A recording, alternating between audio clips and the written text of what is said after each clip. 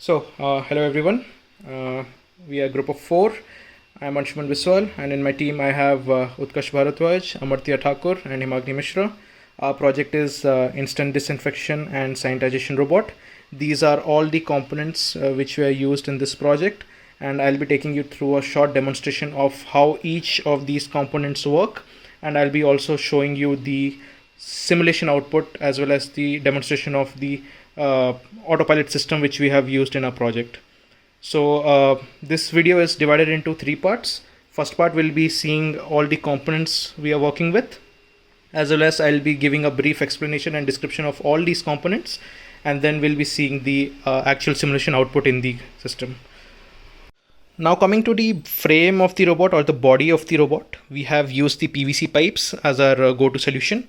And why did we go with PVC pipes is very simple, because the metallic frames add up to the weight of the robot, overall weight of the robot.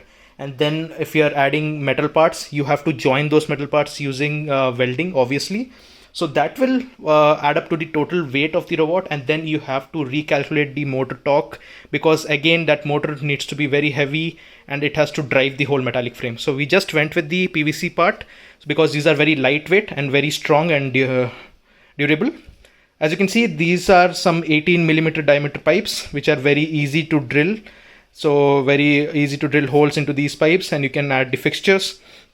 Again, you don't need any kind of adhesive. As I told you, for metallic frames you will need the welding to join these parts. As you can see here, we are using the L connector or the 90-degree connector to join these. So no adhesive is used to join these parts. Again, coming to the motor or the wheel holder. So this is again connected using the L joint or the 90-degree connector. And you can see here we have drilled some holes using the angle grinder. Now what is the benefit of this is we can again attach the motors using the zip ties. Zip ties are very strong. These are permanent solutions. Your motor will never be out of the frame. So these are again very lightweight, a great solution to attach with PVC pipes. Now this fixture will be holding two motors. Same way this will be holding two motors. That's add up and become four motors. And then this is the part of the rocker bogie system. Now this system is very trending, because in NASA rovers they use the rocker bogie system because they don't want to add weight to the suspension system. As you can see, in this kind of frame we are not using any kind of spring suspension. This will be suspended using the center of gravity. So in this we have used the 45-degree connector right here. Again, one more 45-degree connector, and this is the cup holder. So this cup will be again attached to the motor. We have again drilled some holes using the angle grinder, and again we can pass the zip tie through this and attach the motors. So this two will be holding again two motors each. So that will become as the six-wheel drive row. That will become the six-wheel drive system. So 4 plus 2 will become the six-wheel drive system completely. So that is the whole frame or the body of the robot.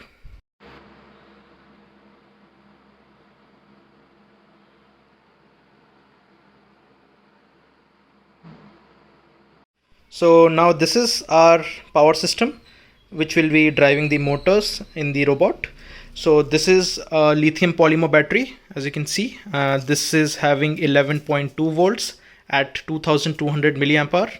And this is a kind of fast charge battery also. This can be charged within 30 minutes. These batteries are mainly used in drones, but also a lot of robot enthusiasts use these batteries because they're very lightweight and they're very compact as well. As you can see, this is a very small battery, and this can give backup for a robot up to 30 minutes combined with these two batteries. So we are using two lithium polymer batteries. And then again we have a power bank here. This is a 5000 milliamp hour power bank. This will be basically using to power the Arduino board, because Arduino board only requires 5 volts and this battery can give up to 2 hours of backup. And this is our power delivery board.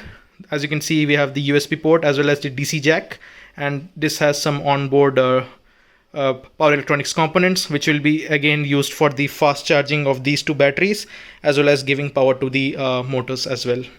And then it also has a switch to turn it off and on.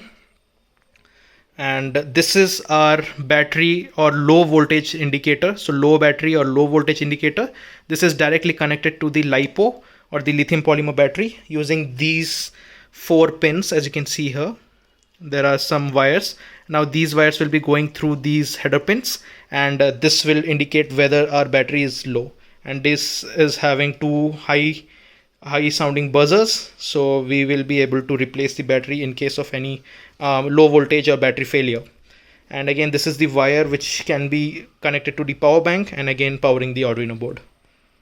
Now coming to the robotic fixtures, we have used this plywood. As you can see here, they were very easy to drill, and they're again very lightweight for the robot. The problem with this is very brittle, so it is very easy to break these woods. So instead of using these plywoods, we have shifted to the glass acrylic. Now these fixtures are again printed, and they are laser cut. So again, these are very lightweight. As you can see here, these are made of acrylic glass. So these components are again used to fix the arm and the hand of the robot. So these will be having the 10 centimeter nut and bolt combination, which will be able to using this we'll be able to fix the motors into the frame. So again, we went for the glass acrylic instead of the plywood. Now coming to the most essential component of our project, this is the OpenPilot CC3D, also known as the Arduino Pilot. This is the autopilot system we are using for our autonomous vehicle. Our goal is to achieve the autonomous vehicle because we don't want any kind of human interference. Now this microcontroller having some extra sensors like the pollution detector or the dust particle detector. We can add the IR sensor, we can add the temperature humidity sensor like that, but mainly what we are using is this, which is the ultrasonic sensor, to create the mapping of the room.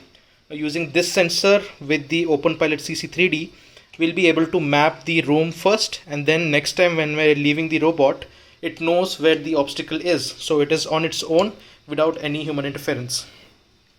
Now as you can see here, the OpenPilot CC3D is connected to this 6-channel receiver. Now these 6 channels are again mapped to this 6-channel radio controller. Why we went for the radio control is that because the Bluetooth, which we have used previously in the 4-wheel drive robots, these are having very less range, and the loss of signal is more in this. Also, it can have some kind of interference, so it is not good for the autonomous vehicle. That's why we are going for the radio controller to first drive the vehicle by using a human or a pilot, and again when the room is mapped using these sensors, it knows where to go itself next time it enters the room. So this OpenPilot CC3D is having some onboard memory as well as RAM, and is also having a graphic user interface, which I'll show in a minute in the next part of the video. And as you can see here, this receiver is having this antenna which will be put on top of the robot, and this is having range of up to 2 kilometers, and the signals can also pass through walls. So once this transmitter is on, so you can have these controls, this very accurate controls. So you can have the forward, backward, and you can have the left, and you can have the right. Same way for turning the vehicle, you can have this left, right, front, back. You can map these to the controller using the software. And again, you have these buttons or the rotary encoders. So you have 2 switches. So we have mapped this switch to turn on and turn off the spray unit. Same way we can have this one to turn on and off the robot itself. Then we can extend the antenna to extend the range as well. So this works up to 2 kilometers without any kind of distortion or loss of signal. And we can also have the accurate PID controllers. So you can again fix these positions, as well as here you can see some controls are given. So these are for the what I would say is for the accurate measurement of the joysticks. So you can set these sensitivity levels according to the pilot. So this will be connected to the receiver, and from here it receives the signal and sends it to the OpenPilot CC3D. Now this autonomous system will drive our robot completely autonomous. You do not need any kind of human interference. Now the second most essential component in our project is the KK board. Now this board is very powerful, and it can have up to 8 outputs, as you can see here, up to 8 outputs, and it has some additional features like aileron, rudder, throttle, and auxiliary ports. Now we are not using these ports because these are used in drones, but for the 6-wheel drive we'll be using from 1 to 6 outputs. Now coming to this KK board, as you can see, this has onboard LCD display and has 4 buttons and has a lot of header pins to connect multiple sensors. Also has a battery indicator here, as you can see, the red header pin, and it also supports the 3-axis gyroscope. So our project is having this 3-axis gyroscope, as you can see here. Now this component is attached to the KK board, and we are able to calibrate and take the readings from this and send it to the OpenPilot CC3D. Now what this will do is it will give you a sense of direction where the robot is going exactly. Now benefit of KK board is also adding multiple sensors. So we are not only adding this 3-axis gyroscope, we can also add the pollution sensor. So we can check the air quality index of the room using this sensor, or we can also add the mist and the temperature sensor. This is the DHT11 sensor, which is very essential if you want to calculate the room humidity and temperature. So after the sanitization and before the sanitization process, we can check the room humidity as well using this sensor. And again, this can be attached to the KK board and we can take the reading and send it to the OpenPilot CC3D. Additional sensors like this ultrasonic range sensor, which is again here, as you can see, is mounted on top of a servo motor, which will rotate and help us to map the room. So this data is also going to the KK board. And again, additional sensors like the PIR sensor can also be added, which is the upgraded version of the IR sensor which we have here. This is the IR array sensor. So this is the sensor which are used in a lot of line following robots. We are not using these sensors. Instead of that, we can use the PIR sensor, including the ultrasonic sensor, to give the robot a sense of direction. And coming to the battery indicator, these 2 header pins can be attached to this buzzer, which can tell us if there's something wrong with this board. It is kind of the alert system for this KK board. Now coming to the driving mechanism of the robot, we are using something known as the BO motors.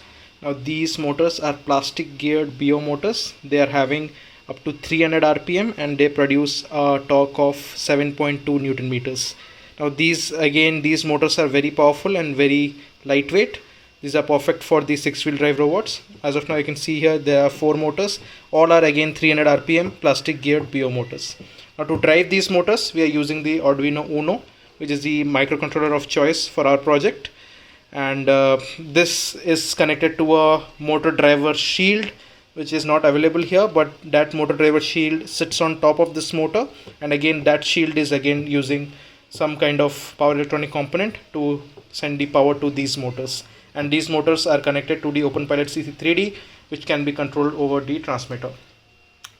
Now instead of using my Arduino Uno, we can also go for the Arduino Nano, which will again reduce the weight of the robot. And again, this is a cheap solution compared to the Arduino Uno.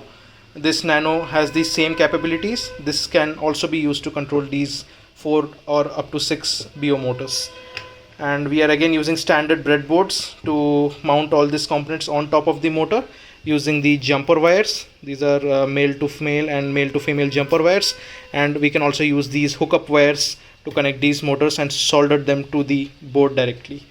And for our navigation system, as I have shown earlier, we are using this HCSR04 sensor, which is the ultrasonic kind sensor having receiver transmitter on the same board, which will again use to map the room. Now you will see the demonstration of this sensor working in the next part of the video. This is sitting on top of this 9-gram servo motor, which is Tower Pro micro servo. This micro servo rotates up to 180 degrees, which will give us the field of view up to 180 degrees and will be helpful in mapping the room. So this was our drive system, and again these are the BO motors which we are using in the project. And again, the wheel is having the diameter of 20 mm. So these are thick wheels, so all terrain wheels. These are good for indoor use as well as outdoor use, but we are keeping the robot for the indoor sanitization process only. So we are going for the 20 mm wheelbase, and these can be attached using the small screw in this mount. Now coming to the simulation part, we are using the OpenPilot CC3D, which has its own GUI software known as the LibrePilot. And using this software, we'll be seeing how the sensor data is getting fed here. So we will be basically calibrating and seeing the data from the radio transmitter, and then also we will be seeing the onboard GPS and onboard gyroscope, how it is calibrated for the robot. And this is also connected to this 6-channel transmitter, and we'll be sending the signals from here. So we'll be checking the output and how well the sensors are calibrated. Also looking at the data fetched by the AudioPilot or the OpenPilot CC3D on this LibrePilot. Once the OpenPilot CC3D is connected to the receiver and then the transmitter is linked using the bind range test. So after that, I'll be giving you a brief walkthrough of the software, how it works. So we'll be going through the LibrePilot and we'll be checking out all the sensor data we are getting from here, all kinds of things available in this piece of software. Mainly we'll be calibrating the OpenPilot CC3D and we'll be checking out the data from the gyroscope sensor. So next part of the video will be the screen recording from my system. Alright, so this is our homepage for the LibrePilot. Now LibrePilot is the software which is developed by the OpenPilot CC3D or AudioPilot. This is running on version 16.09, and as I have shown in the first part of the video how the flight data can be recorded here. So we have calibrated our gyroscope for the robot, and as you can see it works really well. So whenever I turn my sensor, as you have seen in the previous part of the video, it will show me the data right here on the screen. Also, you can also have the GPS capability. You can add the GPS capability, but what we are focusing on is the autopilot system here. So once our room is mapped, all the data fed from the KK board is sent to this OpenPilot CC3D, and then we can just apply the autopilot, and then it fetches the data from the gyroscope and the accelerometer on board, and then the system is completely autonomous. Now also coming to the data taken from these multiple sensors can be viewed on the scopes. So you can see here all the data which is given by the scopes right here. You have the accelerometer state for X, Y, Z axis, and as well as the gyroscope sensor data right here. So once the GPS is attached, these two monitors will be handling the GPS data as well. And then coming back to the home page, then we can go to the wizard which gives the home setup, and we have already made the setup for this. So I'll just show you right here. So going to the configuration, we have the vehicle configuration as the 4-wheel drive, but the same thing works for the 6-wheel drive as well. And then we can give these channels as I've shown in the transmitter. We are running on this 2.5 gigahertz 6-channel transmitter. So we will be able to allocate up to 6 channels, giving for the front motor, rear motor, and steering and the rear steering.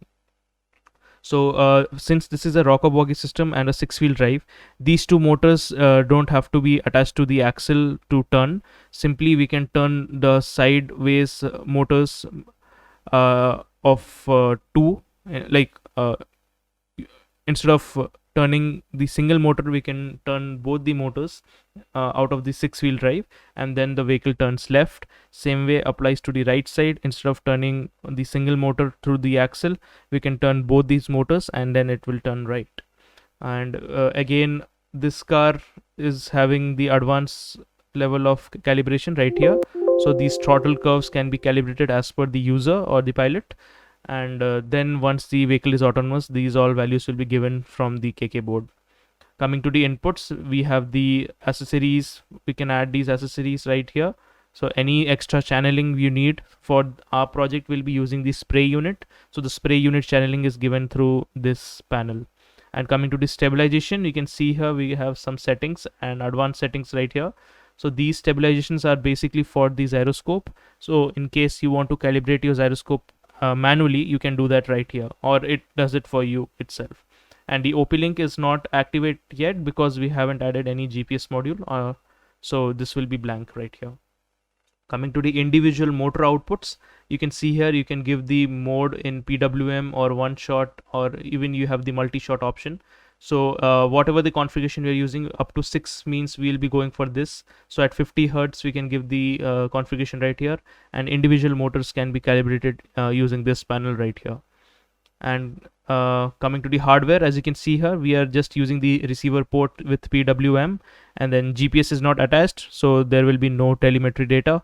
And coming to all the ports, we are obviously utilizing the main port for the KK board connection, and the flexi port is only used for the extra sensor connection.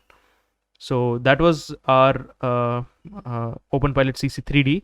And as you can see, the board description is given here. You can see its device ID and the CPU serial number right here. Firmware can anytime be updated, and also this board has onboard memory, so it's very nice. You can see all these datas right here, and the data can be taken out via any kind of USB cable and then fetched back to this computer. So in case of any failure, if you want to analyze the data, whatever happened in the sensors or any kind of PWM data, so that data can be fetched back to this system again using the firmware.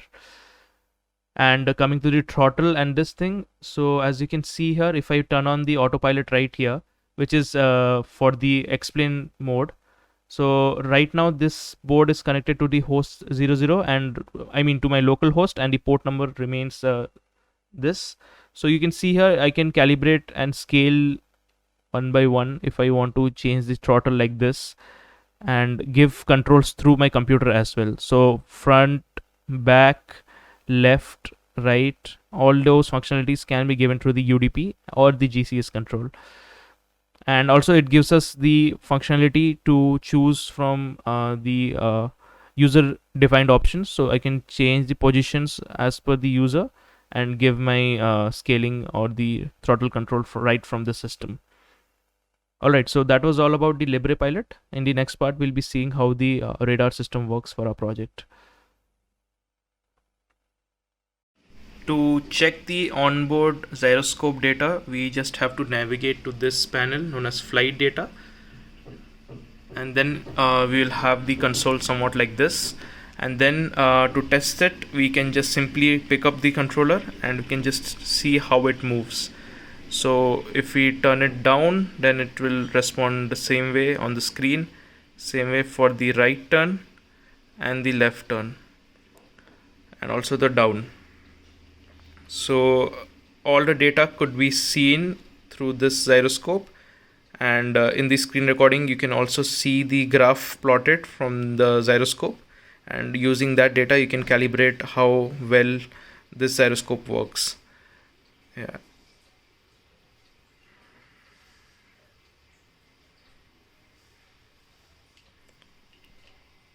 Now this whole setup is our navigation system, or the navigation system for the robot.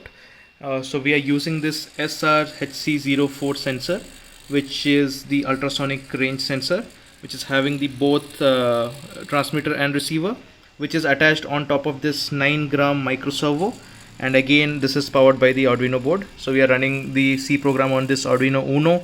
As you can see, these pins are connected to the PWM channel of the Arduino board, which is also the digital pin, and the servo motor and the ultrasonic sensor both are utilizing the same power input, which is 5 volts. And again, this is powered by my laptop, but in the real case scenario we'll be using the power bank to power this, that 5000 mAh power bank, which I have shown in the earlier part of the video. Now coming to the program, we are using the Arduino IDE, which is running the C program right here. So this whole C program is uploaded as a sketch to the board and it's running here. But again, to make it look good, we are using another program in the processing IDE, which is the Java code. Now Java has some inbuilt matrix functions and the math library. So this is the part of the processing IDE. So this processing IDE is very helpful in generating the GUI based application. So this GUI based application is nothing but this radar.